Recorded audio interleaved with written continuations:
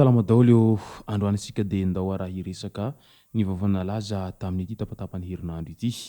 Hanombohantsika an'izany ny mahakasika ny be gâteau izay sary nalaza tao amin'ny Facebook tao lehilahy iray mitondra ankizikely tsy ampy taona tamina moto ary nataony taoriana moa izany ankizikely izany izay nanaovany gendarmerie imprenena fiantsoana moa ity lehilahy ity. Itsandanan'izay ny raharahana aferana kolikoly tao amina jirama izany hoe jiro sy rano malagasy voahelika higadra 10 taona an-tranomaizina ny tale jeneraly ny orinasa jirama teo aloha any Berziny tezitra amin'ny fahatapatampanjiro ny vahoaka ka nodoran'izy ireo ny Brown jirama. Nalaza tao amin'ny Facebook tao fa nisy lehilahy anankiray izay nitondra moto ary niaraka tamin'ny ankizikely moa izany lehilahy izany ary nataony avy aoriana ilay ankizikely izay noentsiny izay zanany moa marimarina kokoa sady tsy nisy aroloha no tsy nisy fiarovana mihitsiny fa intanany ihany no nitazomany an'ilay ankizikely avy aorianany moto. Ka izay zavatra izay nefa dia tena voararan'ny lalàna na dia zanakao aza ilay ankizikely ary tsy azo atao ny mitondra ankizikely tsy ampy taona amina moto izany indrindra fa atao avy aoriana ary tsy misy aroloha ihany koa. Ka io no nanaitra ny gendarmerie imprenena sy ny mpitandro ny filaminana avy hatrany dia nanao fikarohana anty raim-pianakaviana ity manoloana izao zavatra izay fandikan-dalàna izay nataony izao satria na rain'ilay zaza izy tsy azony atao mihitsy ny manao tsinitsinina ny zavatra izay mety hitera-doza ho an'ny zanany izay. Ka zony mpitandro filaminana ary zony malagasy rehetra no miantso ny mpitandro filaminana amin'izay endrika tsy fanarahan-dalàna izay satria mantsy raha misy ny mahazo an'iny ankizikely iny noho ny kilavaka izay ataon'ny rainy izay dia tompona andraikitra feno amin'izany ny olona rehetra izay nahita an'izao endrika fandikan-dalàna izao. Ka io no nahatonga ny mpitandro filaminana tena sarotiny dia sarotiny manoloana ity zavanitranga ity.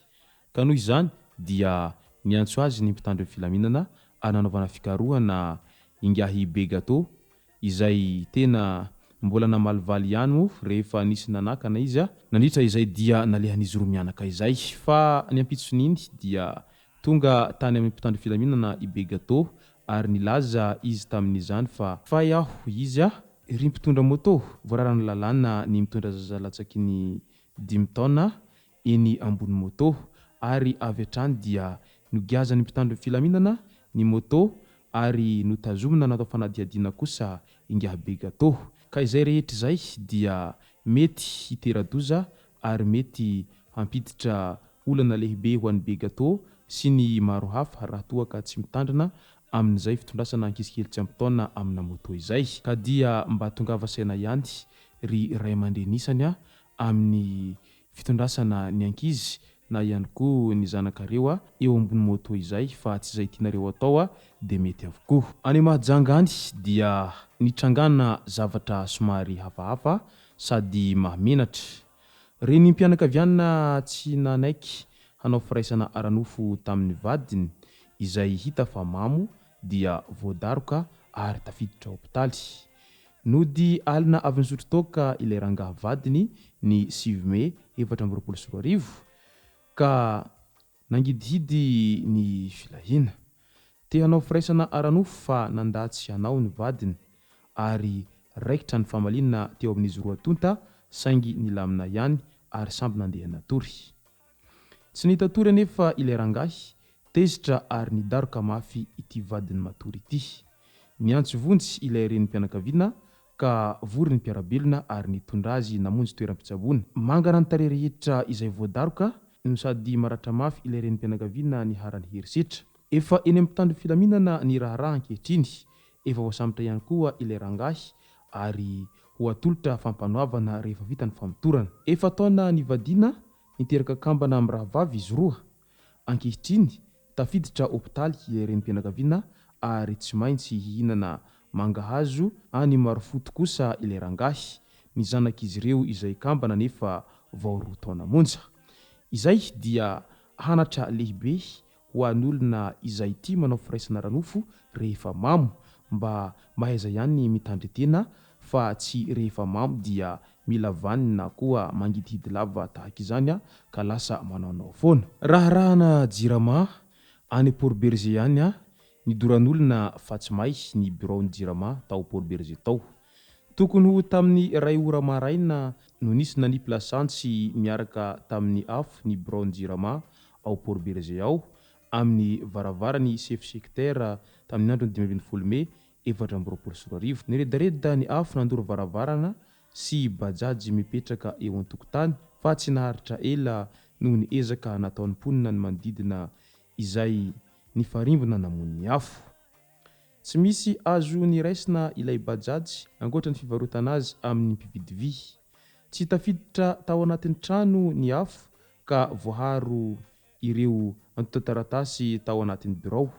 Tsy mbola fantatra ny olona izay tompon'antoka hatreto ka mbola ao anatin'ny fanaovana fikarohana sy fanadihadiana ny mpitandro ny filaminana any an-toerana amin'izao fotoana izao. Io moa zany noho ny afitsoko ny delestage lava ka maro ny olona efa sorena amin'izany ka lasa manaonao foana. Ka nefa tsy tokony hatao izay rehetra izay satria mety hampiditrolana ho anao izay satria vantany voatratra ianao izay nandoro dia mety gadra ary mety ho sahirana ihany koa ny fianakavianao hiatrika an'izay figadranao izay. Etsy andanin'izay tale général ny aray izay nodimandry noho ny haretim-po. Nodimandry tamin'ny 20 taona ny tamin'ny andro ny 24 Mai ny tale général ny aray na agence de recouvrement des avoirs illicites Andriamatoa Rasoul Harmanana Aimé. Haretim-po no voalaza fa nahazo azy. Roa herinandro lasa no niatrika fandidiana voalohany izy ary afaka hanody. Niatrika fandidiana fahandrony izy tamin'ny andro ny 15 Mai ary izao nodimandry izao.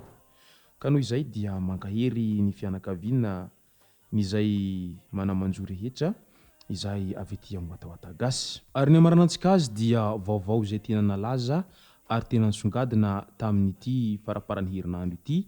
Tsy inona moa izany fa ny afera izay mahakasika an'ireo tale jirama anankiroa izay teo aloha izay voarorohy amin'ny resaka kolokolo dia sazy 10 taona an-dranomaizina no azon'izy ireo.